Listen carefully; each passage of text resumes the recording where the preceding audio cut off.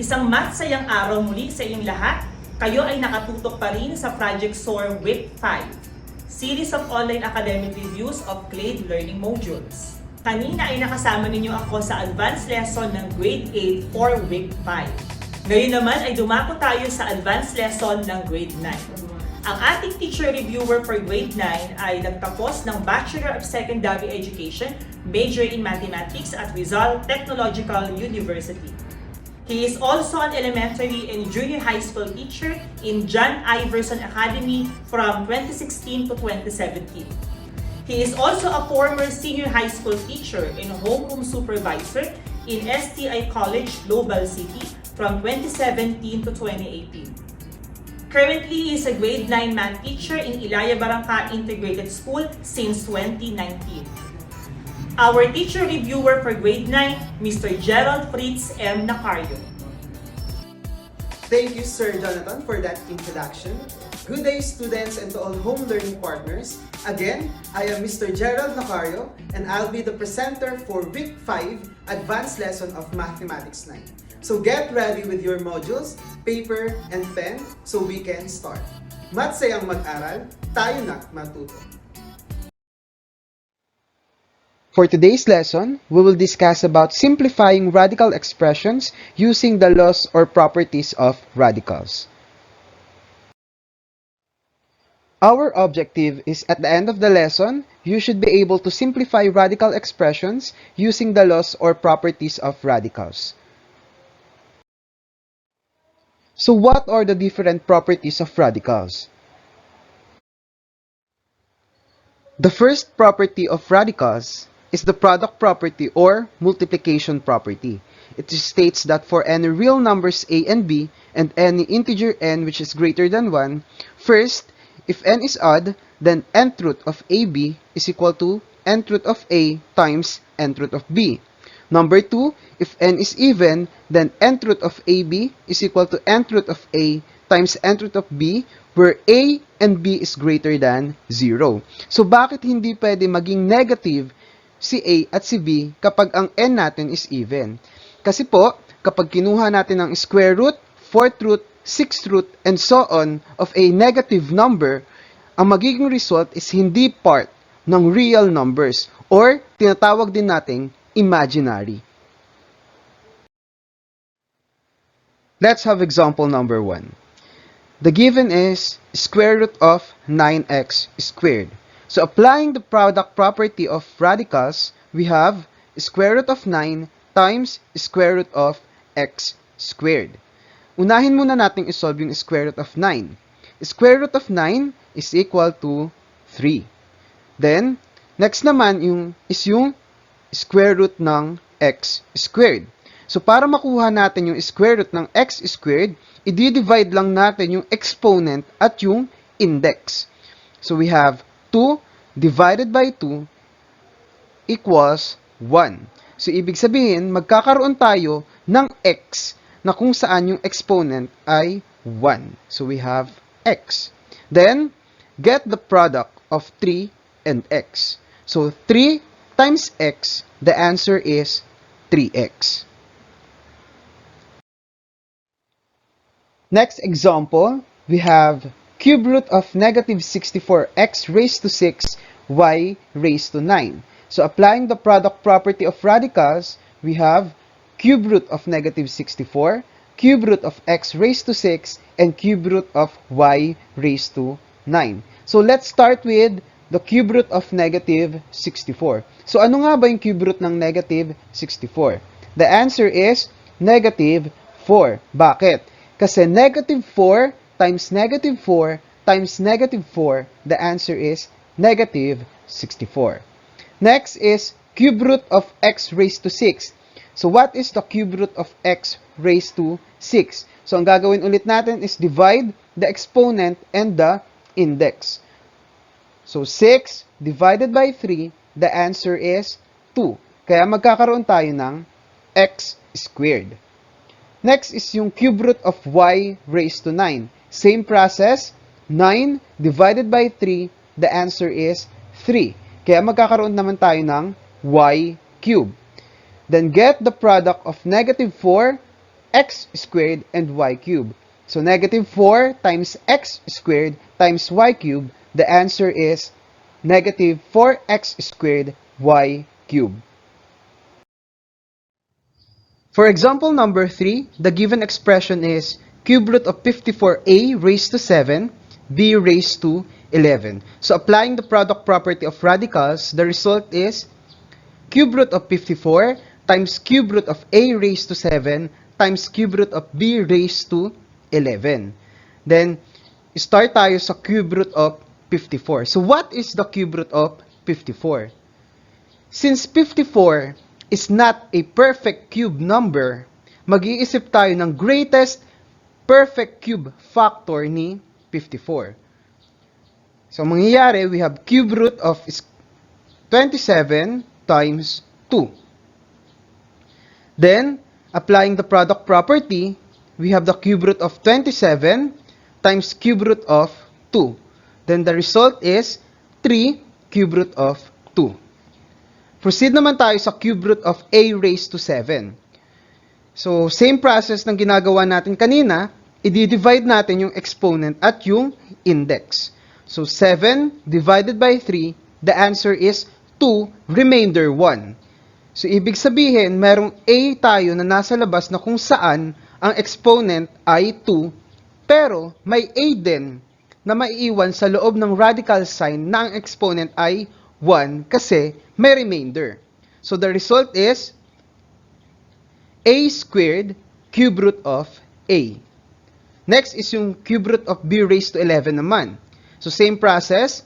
11 divided by 3. The answer is 3 remainder 2. So, ang mangyayari, we have b cube root of b squared. The next na gagawin natin is imumultiply natin yung mga expression na nasa labas ng radical sign. So, 3 times a squared times b cubed, the answer is 3a squared b cubed. The next naman is yung mga nasa loob ng radical sign. So, 2 times a times b squared, the answer is cube root of 2ab squared.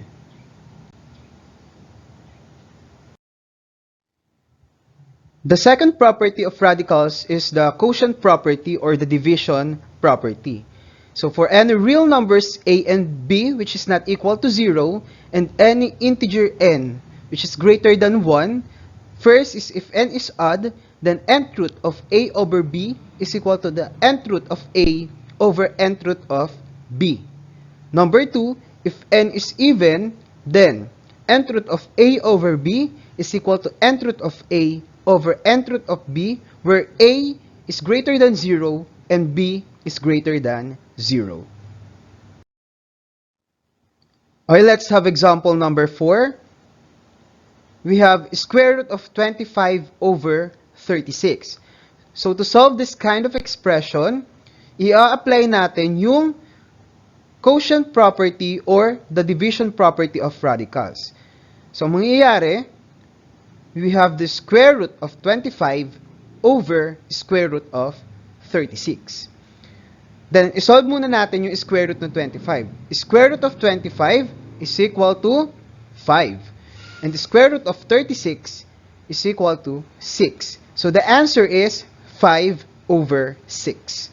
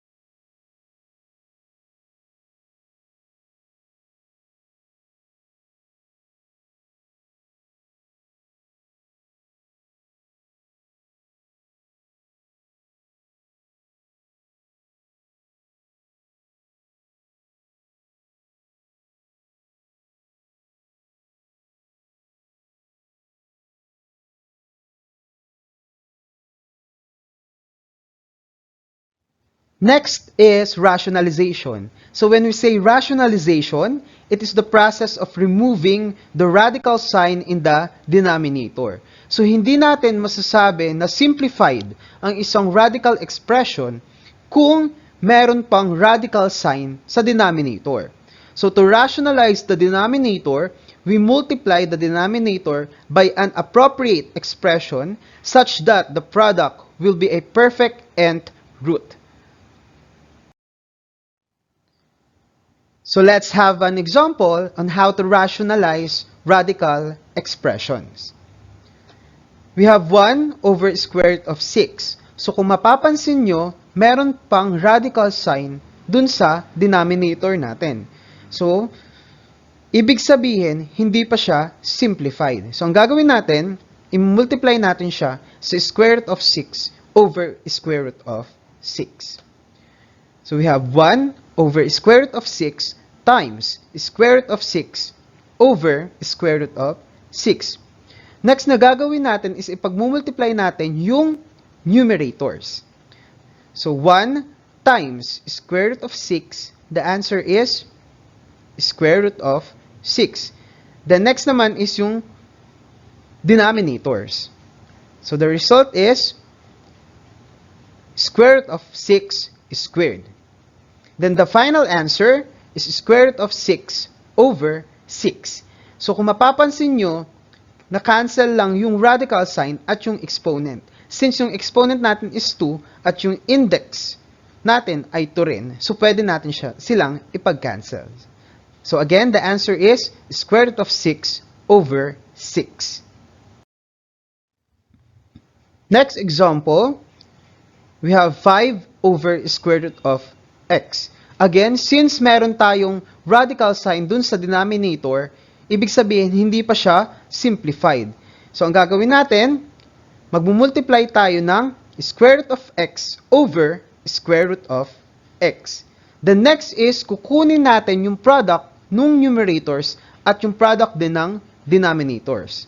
So, 5 times square root of x, the answer is 5 square root of x. Over the product of the denominators, the answer is square root of x squared.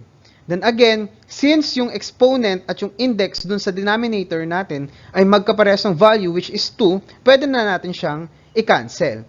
So, ang mangyayari, or the final answer is 5 square root of x over x. For example number 8, the given expression is 7 over 3 square root of 2y. So, to rationalize the denominator, or para matanggal natin yung radical sign dun sa denominator, magmumultiply tayo ng square root of 2y over square root of 2y. Next step is to get the product of the numerators and the product of the denominators. So, 7 times square root of 2y, the answer is 7 square root of 2y. Then sa baba naman, or yung denominators naman, the answer is 3 times square root of 2y squared. Then ang gagawin natin, ika-cancel lang natin yung exponent at yung radical sign dun sa denominator since pareha sila ng value. The result is 7 square root of 2y over 3 times 2y. Then get the product of 3 and 2y. The result is 7 square root of 2y over 6y. So this is now the answer. So here are the conditions para masabi natin na simplified na ang isang radical expression. First is the index is as small as possible. Second, the radicand contains no factor other than 1, which is the power of an integer or polynomial. Third is the radicand contains no fractions. And lastly, no radicals appear in the denominator.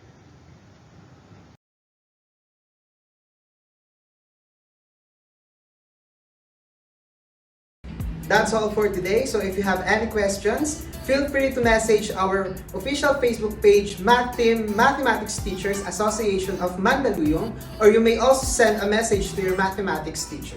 Again, I am Mr. Gerald Nacario saying, Math-sayang Math-aral, tayo na't matuto.